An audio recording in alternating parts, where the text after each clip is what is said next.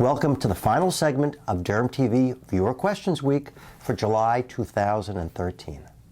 Today's episode will feature questions from DermTV YouTube viewers and DermTV.com viewers.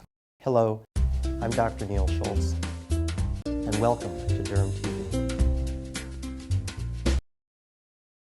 These first four questions are from YouTube viewers.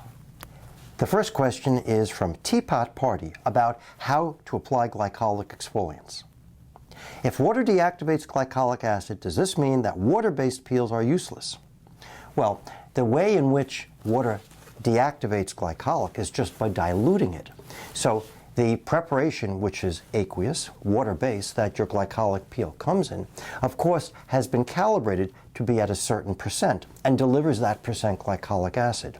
It's only copious amounts of water afterwards that rinses the glycolic off that deactivates it. So no, there's no problem with water-based glycolic, and that's the only type of glycolic peel solution that you can have. Aaron asks about what are free radicals. Is tretinoin an antioxidant like vitamin A? Well, that's a good question, Aaron, because tretinoin, of course, is a derivative of vitamin A, but it is very different from actual vitamin A. So vitamin A is a very good antioxidant. Tretinoin, also known as retin A, is not an antioxidant and has no antioxidant powers. It's a great exfoliant, but it's not an antioxidant. Getting nailed about DermTV episodes in the past. My first and only question, since I've been viewing, after washing, I get the residual dirt from my skin with a makeup pad and toner. So can't I just use my toner to clean my face without using a liquid cleanser at all? Well, getting nailed, that's a very interesting question. And actually, some people can get away with that, but the whole point of using the toner is to get a synergy between the toner and the cleanser, so that neither of them has to be so harsh as to independently remove all of the oil that the dirt is attached to. So if you use a cleanser that's not that harsh, and then supplement the dirt, debris, oil, and dead cell removal with the toner, with its ability to do the same thing, you get a synergy of the debris removal without getting an additive effect of potential irritancy. So when people are on the move during the day and they have no access to soap and water, Anytime pads, which is a product that I have some of my patients use, actually are just pads soaked with a toner. And I tell them, use that toner to freshen up during the day when you don't have access to soap and water. But if you do have access to soap and water, it makes much more sense, in my opinion, to use a mild cleanser and supplement it with a mild toner. Good question. Aubrey says, what about the application of makeup on top of sunscreen? Would that possibly interfere with the sunscreen's functionality? Perhaps the key is to also apply makeup gently and sparingly, just as you would with a moisturizer. Or should I reapply every time I step out the door? Actually, Aubrey, the issue of having put makeup on and then putting your sunscreen on top, if you're doing it gently and you've given your sunscreen a few moments to set, your moisturizer or makeup really shouldn't disrupt your sunscreen. So there really shouldn't be a problem. And if you want to reapply makeup later on top of your sunscreen, you can do that. But bear in mind that if you need to reapply makeup later, because your makeup isn't intact, there's a good chance your sunscreen may not be intact, so you may want to just do a makeup change and reapply your sunscreen. All right, so these questions are from DermTV.com viewers, and Jackie says, hi, I was wondering if it's bad for your skin if you sleep in a facial moisturizer that contains some sort of sunscreen. Jackie, it absolutely is not. There is nothing wrong with using a product that's a moisturizing sunscreen as a moisturizer at bedtime, even though you don't need the sunscreen.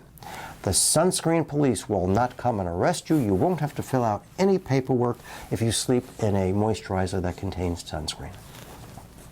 Yanna asks, hi, Dr. Schultz. I'm 26 years old and I really want to delay signs of aging the best I can. I've heard you say peptides and moisturizers and glycolic acid exfoliants are great for the skin, but what should effective eye creams consist of? I've heard another doctor say hyaluronic acid is a must in eye creams. Is he right?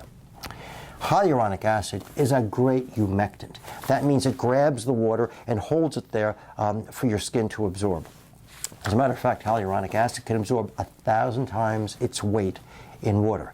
So for eye creams, hyaluronic acid is a great ingredient because you want good moisturizer. But there are lots of other good moisturizing ingredients, and hyaluronic is not the only one. Your eye cream doesn't have to have hyaluronic acid in it to work.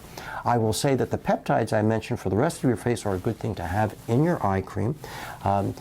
We even have eye creams that have glycolic acid in them. So you can have a lot of different ingredients. None of them independently, individually are the answer to an eye cream. But of course you want in any eye cream a good moisturizing ingredient and humectants, of which hyaluronic is a great one, and emollients are all very important and very good.